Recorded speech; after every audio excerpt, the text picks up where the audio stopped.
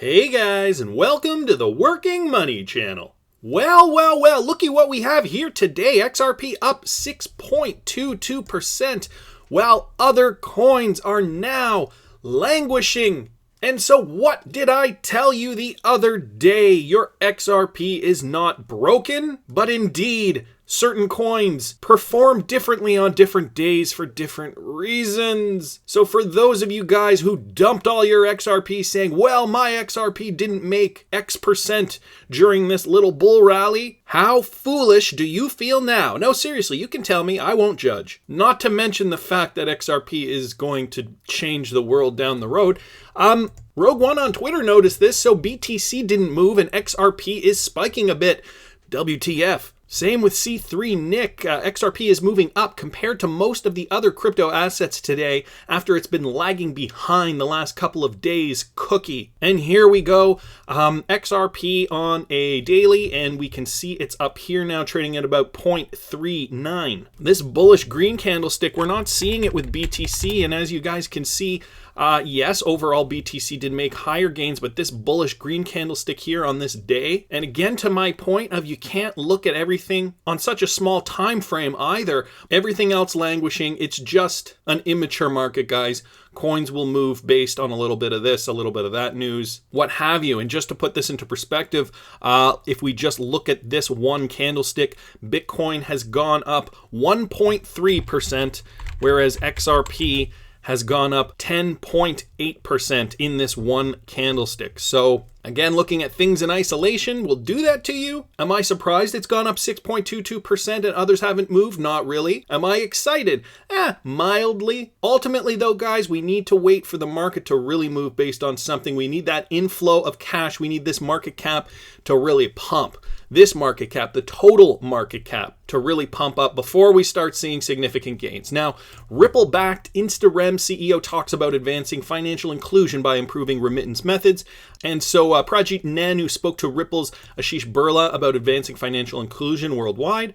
And so Ripple is connected to InstaReM. They are a partner. And Nano spoke about the fees that people are paying in developing countries regarding remittances. 7 to 8% is around the average, and how it's higher in some Southeast Asian markets where the need for affordable money was the greatest. He added that financial inclusion can be improved by building an ecosystem of companion products, including insurance, that can be used in tandem with remittances to improve financial stability. Ashish Birla ultimately agrees. As we know, this is Ripple's mandate. Right? They're in it to bring affordable resources to people in countries that haven't been able to transfer money affordably as of yet. So this is just part of their bigger picture plan, in my opinion. Ripple's technology is used for transferring billions of dollars around the world, says Brad Garlinghouse.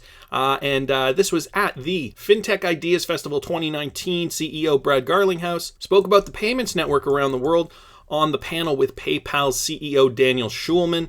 And they talked about blockchain, they talked about networks, they talked about interoperability. And I think it's kind of funny here how he's on the panel with the CEO of PayPal, and he says, we have payment networks that are not interoperable. I'm a PayPal customer. I'm a Venmo customer, and the lack of interoperability is manifested within that network. And if you guys don't know, Venmo is owned by PayPal. When Ripple thinks about the future, we're thinking about how to create interoperable networks in the same way that the birth of the Internet of Information, interoperable networks of information. That phrase didn't really make too much sense, but ultimately what he's saying is that we are able to send information in an instant, and we should be able to send money in the same way. This is kind of the same point being hit home over and over again. At this point, you could probably hire one of the XRP army to go to all these festivals, and they probably work for a fraction of what Corey Johnson cost and hit the same points home. I'll do the job, Ripple, hire me. And so Brad Garlinghouse added that the payments use case is very real and it is alive and working, mentioning how Ripple has partnered with over 200 financial institutions around the world and that there are billions of dollars that we are moving through Ripple's technology, not all of it through XRapid, and certainly not all of it using the cryptocurrency digital asset of choice XRP, right? We need to wait for those regulations to happen on a global scale in order for us to really start to see movement in the space, cryptocurrency moving the world's money. Garlinghouse added at a global scale of cross-border payments, which is measured in trillions. It is still early on. Even the crazy crypto market, it's still early. I'm not surprised by the volatility. I think you are seeing some of that wash out of the crypto winter. I think it's healthy for any market.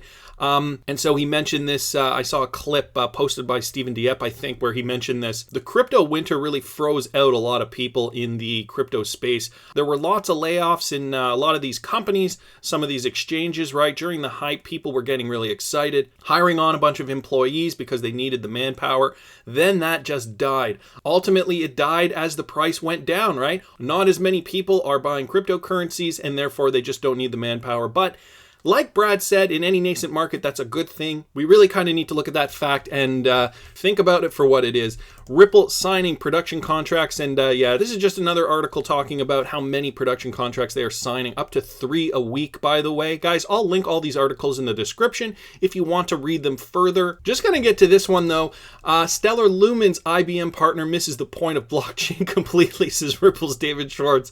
Uh-oh, what does he have to say about this? XRP, the third largest cryptocurrency on CoinMarketCap, rose as the collective coin market pump on the back of Bitcoin's bull run. However, Ripple has always been ready to hype XRP, and David Schwartz's statement on Stellar Lumen's partnership with IBM has done the same. According to Ripple's Chief Technology Officer, CTO David Schwartz, the partnership misses the point of blockchain completely. So there we go. David Schwartz with a blow to the IBM and Stellar partnership.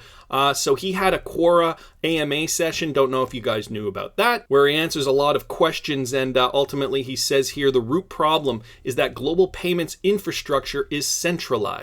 IBM, Swift, and the rest of the old guard attempt innovation with blockchain, but do not solve the centralization issue. IBM has positioned itself as the central operator of the Stellar network, meaning it approves all validators and therefore controls the transactions. Huge, glaring error on their part. I don't know why nobody has picked up on this sooner. RippleNet works on a similar system, but Ripple does not have control over all of the validators. I think it's down. I mean, they used to have control over more of the validators, but over the years, as more validators went online, Ripple has been having less control over the validators, and the percentage is becoming less and less, whereas IBM is still a centralized body. If they have control, who would want to use that blockchain system?